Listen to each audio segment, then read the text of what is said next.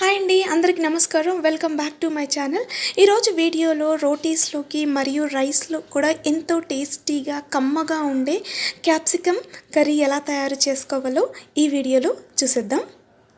ముందుగా మనము ఈ క్యాప్సికమ్ కర్రీని తయారు చేసుకోవడానికి చిన్న అల్లం ముక్క, అదేవిధంగా ఒక 4-5 వెల్లుల్లిపాయలు, వేయించిన పల్లీలు, అలాగే ఎండు కొబ్బరిని తీసుకోవాలి.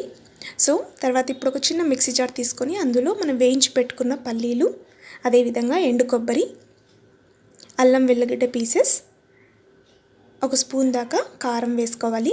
అదేవిధంగా 1/2 స్పూన్ దాకా ధనియాల పొడి, పసుపు, రుచికి సరిపడినంత ఉప్పు వేసుకోవాలి. వేసుకొని మనము కోర్స్ పౌడర్ లాగా ఇలా వాటర్ ఏమి వేయకుండా పౌడర్ని రెడీ చేసుకోవాలి.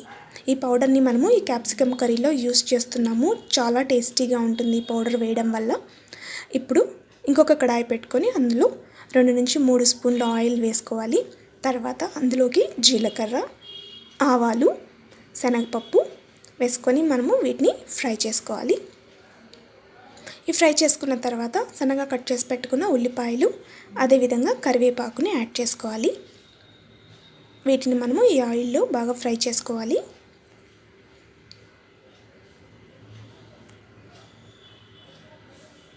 చూసారా, ఇలా కలుపుకుంటూ మనము వీటిని ఫ్రై చేసుకున్న తర్వాత ఇందులోకి సన్నగా కట్ చేసి పెట్టుకున్న టమాటా వేసుకోవాలి. వేసుకొని ఒకసారి బాగా మిక్స్ చేసుకొని మనము దీనిని కూడా కుక్ చేసుకోవాలి.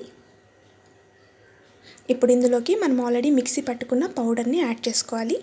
పౌడర్ని యాడ్ చేసుకొని అంతా బాగా కలిసే విధంగా ఒకసారి మనము బాగా కలిపేసుకోవాలి. ఇప్పుడు మనము కట్ చేసి పెట్టుకున్న క్యాప్సికమ్ ముక్కల్ని వేసుకోవాలి. క్యాప్సికమ్ ముక్కల్ని నేను ఇక్కడ కొద్దిగా పెద్దగానే కట్ చేసుకున్నాను. మీకు ఎలా కావాలంటే మీరు అలా కట్ చేసుకొని వేసేసుకోవాలి. 1 నిమిషం పాటు ఇలా కలుపుకుంటూ మనము మీడియం ఫ్లేమ్లో ఉడికించుకోవాలి.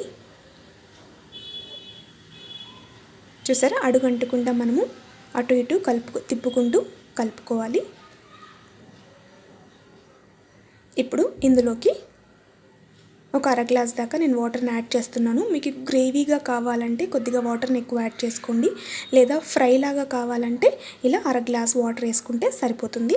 నేను ఇప్పుడు దీన్ని ఫ్రై లాగా చేస్తున్నాను కాబట్టి ఒక 1/2 గ్లాస్ దాకా వాటర్ యాడ్ చేశాను. ఇప్పుడు ఇందుకు మూత పెట్టుకొని మనము 4 నుంచి 5 నిమిషాల పాటు లో ఫ్లేమ్లోనే ఉడికించండి. చూసారా, మధ్య మధ్యలో మనము కలుపుకుంటూ ఈ క్యాప్సికమ్ మెత్తపడేంత వరకు ఉడికించుకోవాలి.